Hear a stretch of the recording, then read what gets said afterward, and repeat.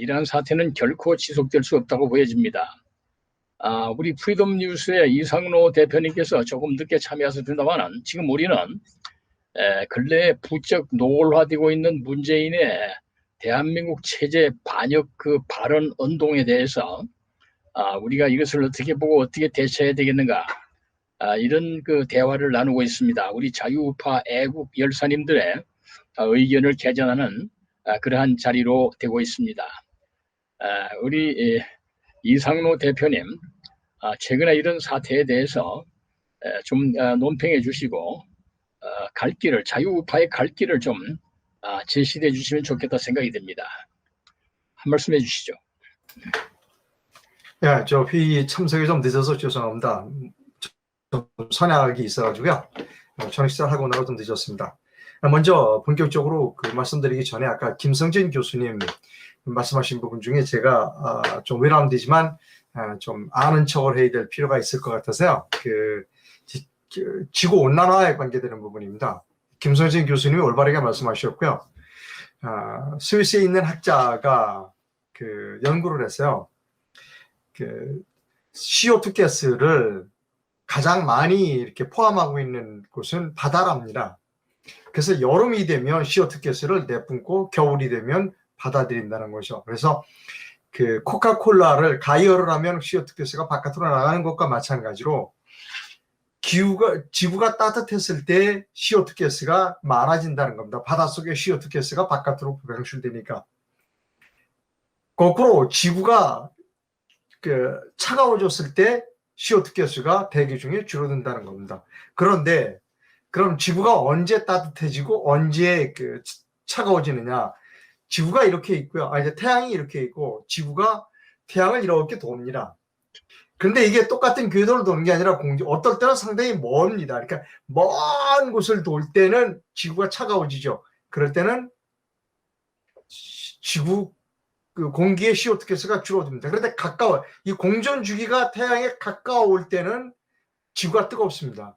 그럴 때 어떻게 하냐? 바닷속에 있는 CO2 가스가 대기 중으로 많이 나와서 공기 중에 CO2 가스가 많은 거다라는 겁니다. 예, 그것을 어떻게 증명하는가 하면 스위스의 학자가 알프스의 그 땅을 보링을 했습니다. 이렇게 그 빙하를 쭉 파들어가서 이 지구의 공전 궤도가 멀었을 때와 가까웠을 때의 그 공기 중에 CO2 양을 측정을 했습니다. 정확하게 일치하는 겁니다. 지구의 공전 궤도가 태양에서부터 멀었을 때 지구의 CO2 가스, 대기 중의 CO2 가스가 낮아졌고 가까웠을 때 높아졌다는 것이죠. 그래서 그 지구 온난화는 사기다라고 하는 주장이 있는 겁니다. 그건 제가 좀 아는 척을 해서 죄송하고요. 그러니까 과학적으로 이미 스위스 학자들이 그런 것을 연구했다라고 하는 것을 조금 부연해서 설명을 드립니다. 또 하나 이제 됐고요. 오늘 본격적인 주제와 관련하여 최근에 그 문재인 대통령이 그 4.3 사건이라든지 기타 다른 부분에 있어서 특히 이제 미국과의 관계에 있어서 확실하게 미국과 그 각을 세우는 나는 반미주의자야. 4.3 같은 경우는 나는 공산주의자야. 그 다음에 그 미국과 그 바이든 행정부가 나는 반미주의자야. 그래서 바이든을 그 공격하고 최근에 바이든을 공격한 거는 그 백신 때문에 공격했습니다.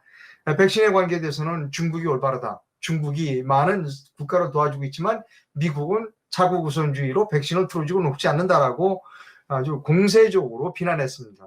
그러니까 문재인 대통령은 최근 들어서 공개적으로 4.3 사건처럼 나는 공산주의자야. 그리고 나는 반미주의자야. 그리고 나는 친중주의자라고 하는 것을 공개적으로 표시하고 있다라고 생각합니다. 그럼 왜 그렇게 공개적으로 표시하고 있느냐라고 하는 부분에 있어서 제가 제 나름대로 해석은 뭐냐면 임기가 이제 얼마 남지 않았다는 겁니다. 임기가 이제 1년밖에 남지 않았고 3월 9일 내년 3월 9일이 대통령 선거입니다. 따라서 대통령 선거 전에 무엇인가 자기가 포지셔닝을 해야 될 필요가 있고 무엇인가 자기가 갚아야 될 빚이 있다면 지금부터 갚아나가지 않으면 나중에 그 빚을 갚을 수가 없을 것이다 라고 생각하기 때문에 제주 4.3 사건도 이제 내년에는 4.3 사건 기념식이 다시 오지 않거든요. 왜냐하면 3월 9일 대통령 선거가 끝나버리니까. 따라서 이번 기회에 4.3 사건에서도 확실히 자기가 공산주의자라는 것을 보여주고, 그 다음에 미국하고도 자기가 반미주의라는 걸 보여주려고 하는 이유는 시간이 없기 때문이다. 그리고 뭔가 이 문재인 대통령은 촉박하게 쫓기고 있다. 그리고 갚아야 될 빚이 있다. 그리고 또 자기가 퇴임 이후에 어떤 위치에 포지셔닝을 해야 하는지를 알고 있다. 자기가 자유민주주의자고 그 다음에 친미주의자가 절대로 될 수 없다. 지금 내가 전향한다고 해도 저들이 나를 믿어주지 않을 것이라는 것을 너무나 잘 알고 있기 때문에 자기는 퇴임 이후의 포지셔닝을 지금부터 분명하게 해나갈 것이다. 따라서 4.3 사건에 대한 그 기념식사, 그 다음에 최근에 며칠 전에 있었던 그 바이든 대통령에 대한 이 반대 의견에 뿐만 아니라 앞으로도 더 나올 것이 여러 건이 있을 것이다.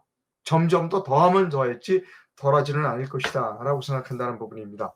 자, 이제 그렇다면 해결 방법은 무엇인가 하면 결국은 해결 방법은 내년 3월 9일 대통령 선거에서 우리 자유민주주의를 사랑하는, 즉 공화정을 사랑하는 그 국민들이 선택한 후보가 대통령이 되어야 한다는 것입니다. 그 점에서 우리 국민들이 좀 반성해야 될 점이 있어요. 뭐냐면 문재인 대통령이 2017년에 대통령 후보에 출마했을 때 그때 분명히 홍준표 씨가 방송 대담에서 이렇게 지적했어요. 문재인 씨, 당신 월남에 패망했을 때 당신이 희열을 느꼈다고 그랬다.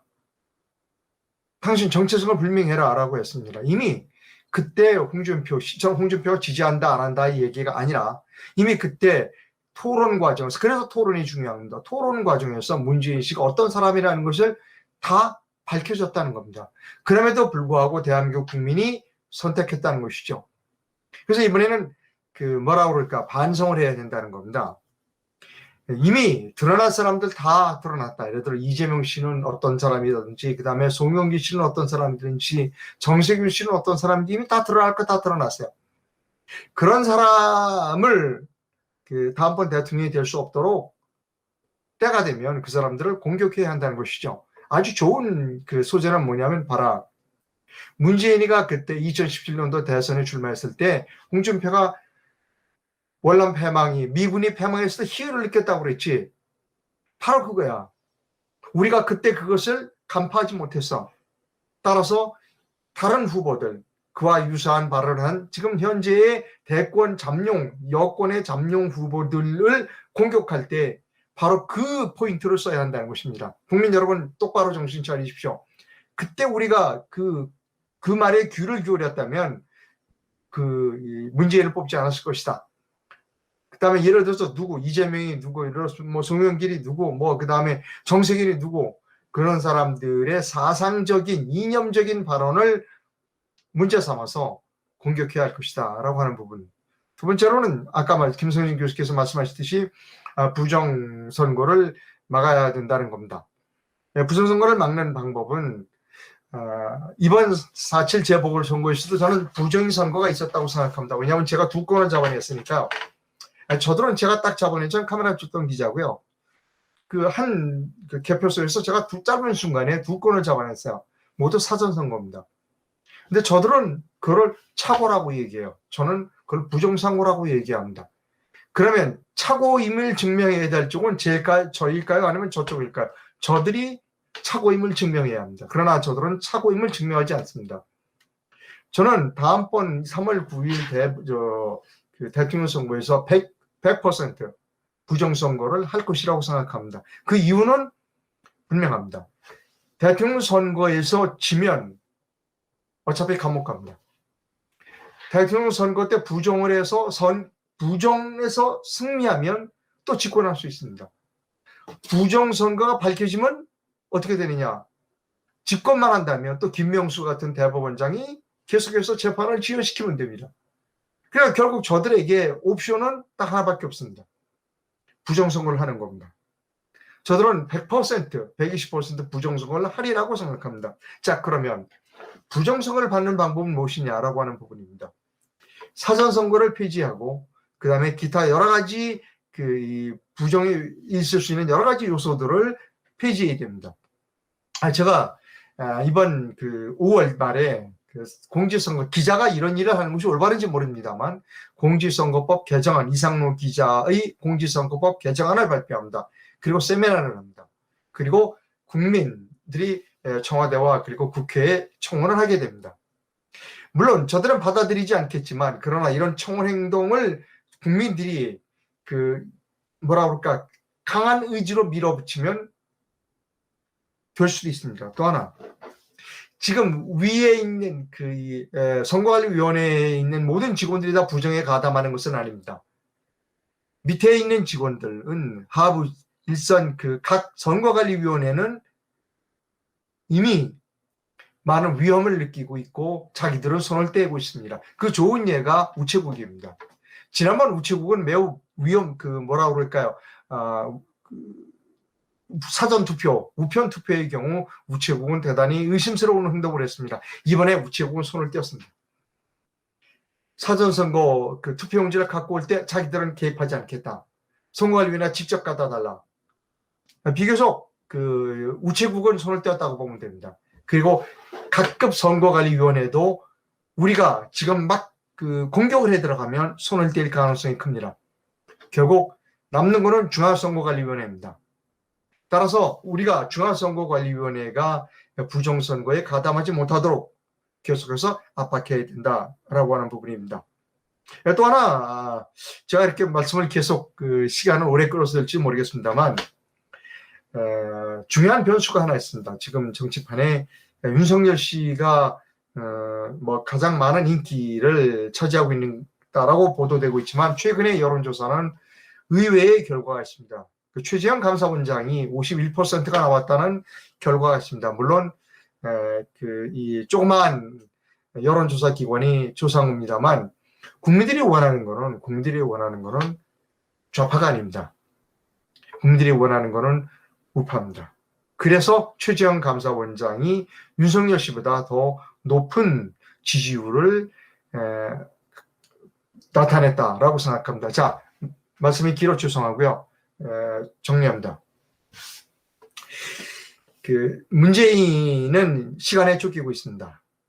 그래서 임기 내에 본인이 공산주의자다라고 하는 것, 그리고 본인이 반미주의자다라고 하는 것을 각인시키기 위해서 더욱더 그러한 행동을 많이 할 것이다. 그것을 결국 막는 것은 내년에 3월 9일 날 대통령 선거밖에 없다. 내년 3월 9일 대통령 선거에서 우리가 자유민주주의를 사랑하는 후보가 당선되어야 된다. 그러기 위해서는 부정선거를 막아야 된다. 이번 재보궐선거에서 상당 부분을 막았다. 각급 선거관리위원회와 우체국은 위축되어 있다. 다음에는 중앙선거관리위원회가 부정선거에 가담하지 못하도록 더욱더 타이트하게 쥐어 들어가자. 그리고 대선 후보군 중에 반드시 윤석열 같은 그런 사람뿐만이 아니라 진정한 자유민주주의를 사랑하는 우파가 나올 가능성이 있다. 그렇게 되면 많은 국민들의 자유민주주의를 사랑하는 국민들의 호응을 기대할 수 있다라고 하는 부분입니다. 제가 좀 길게 말씀드려 죄송합니다. 정말 감사합니다.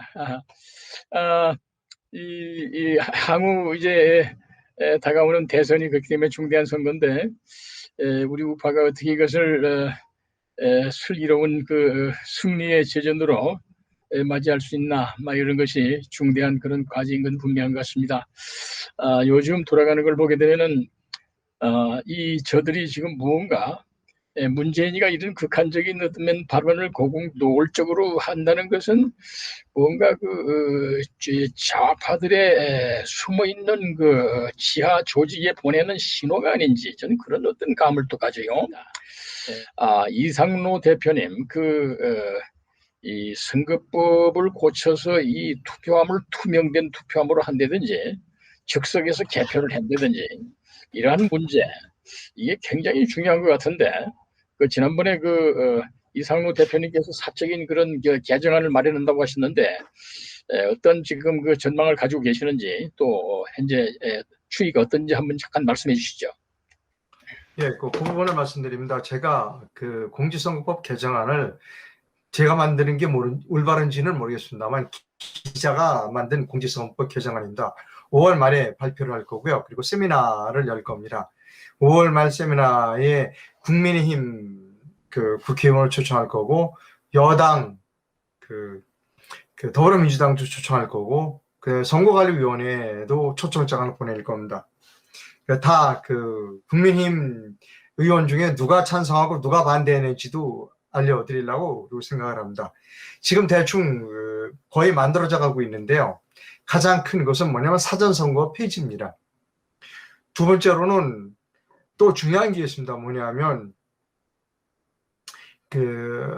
이 전산기기의 사용을 금지하는 겁니다. 지금 우리 공직선거법에는 전산기기를 사용할 수 있는 조항이 상당히 많습니다. 그걸 전부 폐지합니다. 그리고 그 선거가 끝날 때 아무도 감사하는 사람이 없습니다.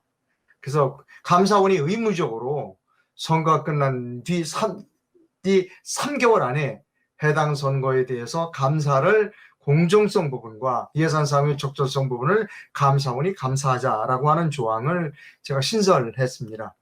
그리고 이제 또 하나 중요한 게 뭐냐면 이번에 갑자기 거소 투표자가 늘어났습니다. 거소 투표자라고 하면 요양원에 있는 사람 그리고 군대 간 사람들을 거소 투표자라고 얘기합니다. 지난 4.15 총선에 비해서 약 300가량 늘어나거나 그보다 더 늘어난 지역이 있습니다.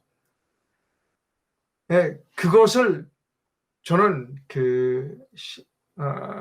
상당히 의심스럽게 생각합니다.